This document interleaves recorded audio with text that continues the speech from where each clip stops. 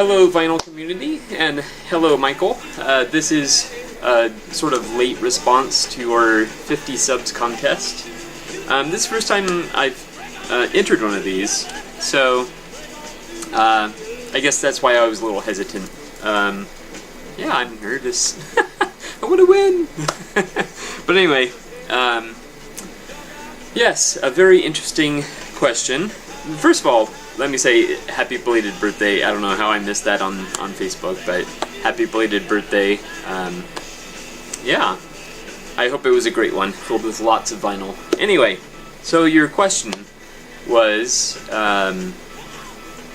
who gave you the bug? The vinyl bug. It's a great question, and for me, it came in several phases that built up into what I've become now, basically. My earliest memories of vinyl were my grandparents had a little record player, and my grandma gave us a subscription to, I want to say they were golden books.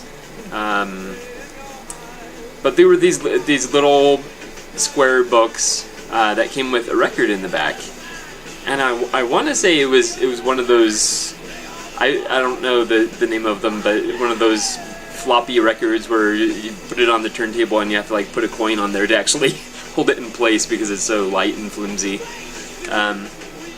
Yeah, so that's kind of my first memory. So I guess that was the very first seed of the vinyl bug. But it came in many different phases. I also remember my mom, and this probably had more of an impact for me, and that is my mom had a record player, and we had, you know, a very small selection of records.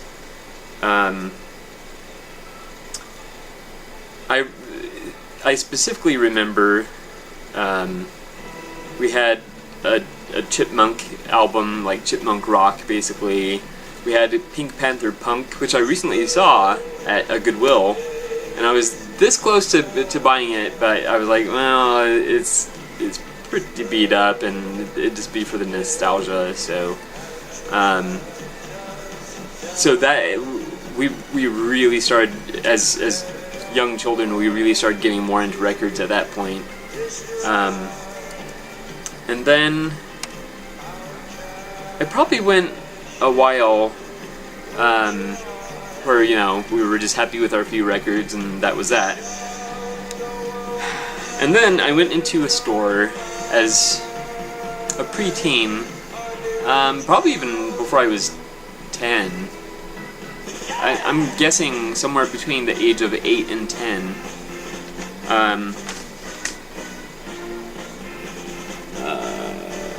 Yeah, I'm not sure what that is. Yeah, I probably would have been about 8 or 9. I just calculated the date on this. But there was a store called, it does escape my mind. It was kind of, I want to say it was kind of like Target. I don't remember the name of it now. But basically, it was a store like, you know, a department store kind of like, or a discount store kind of like Target. And they had actually at the time, I remember it being a very impressive selection of vinyl records. And I saw this record, and I believe this was the first record I bought for myself. And I'm pretty sure about that. And I probably saved up at least a few allowances to purchase it. And that is this. Now, this isn't the exact copy. Somewhere in the house I do have the exact copy, which is actually pretty severely warped. But yes, the Pac-Man album. This, and it's a picture disc. picture disc. So, yeah. I recently found this. I don't remember. I did a Vinyl Planes video, and this was included in it. But this is a replacement copy of the one from when I was a child. And I just remember listening to this record over and over and over. So this record, and then records I subsequently bought that were more legitimate music. They continued to build a foundation for me. So I had built up a collection of, a handful of records. Michael Jackson's Thriller, Night Ranger, Quiet Riot. Those are just a few. Billy Joel in Innocent Man. Yeah, those were the bulk of my collection, really. My older brother actually also played a part.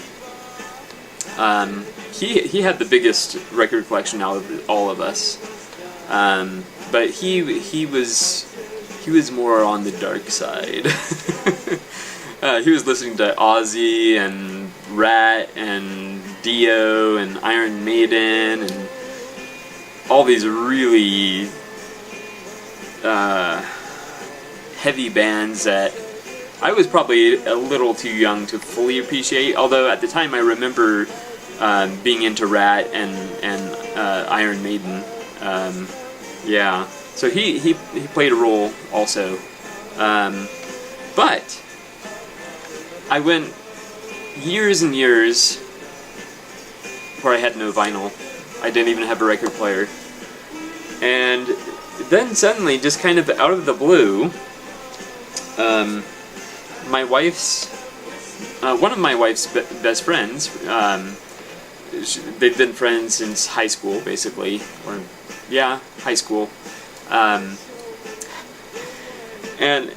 I don't even remember why she gave it to me.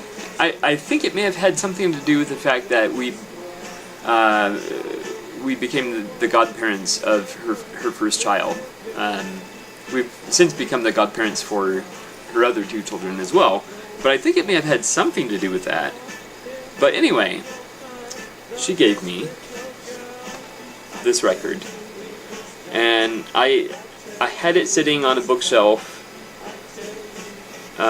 faced out like this, so it could be seen for a long time. And let me tell you, having a record by your favorite band in the world just sitting there, not being able to play it, that is what really puts a bug in you.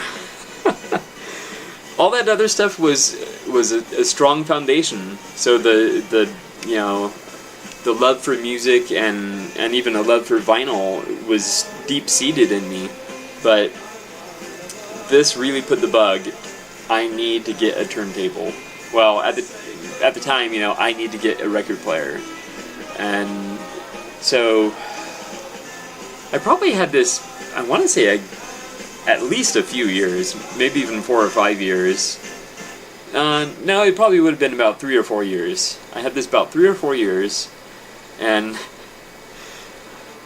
it was just sitting there, and so it got to a point where I said, you know what, I want a record player.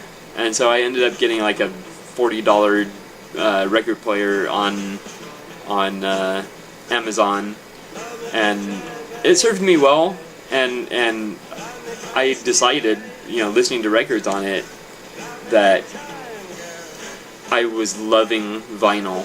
I was truly hooked, and so I just needed to go all in, basically. And so that's when I upgraded my system. I got an actual turntable. I got a stereo receiver. I got even a 200 CD changer. I had a dual cassette deck, so I was going all out. I wanted the complete system. I had to return that. But anyway, that's beyond the point, or besides the point. But yeah, having this sitting around, just kind of, oh well, thanks for thinking of me kind of gift, you know. Wow, that really did it for me. So, well, I guess that's my response. It kind of long-winded, 10 minutes. But hopefully this works. Unfortunately, I was only able to dig up a couple records for now, but these were the key records to my story, I guess. So yeah, I'm looking forward to. I don't know if if it's like a drawing, or again, I've never entered one of these, so I'm not quite sure how it works, but yeah. But congratulations on the 50+ subscriptions, and I'm proud to be one of those, and I really enjoy your videos. I like the reel-to-reel tape deck in the back. That's pretty cool. Yeah. So, wish me luck, I guess, and thank you so much for extending this 50 subs contest. So that, I mean, you didn't do it specifically for me, but it allowed me the opportunity to, you know, get my button gear and submit a video. So thank you. And I'm really keeping my fingers crossed. Those are 3 great prizes you have, so it's very generous of you, and I can't wait to see who wins. All right, well, thank you so much, and I will see you next time.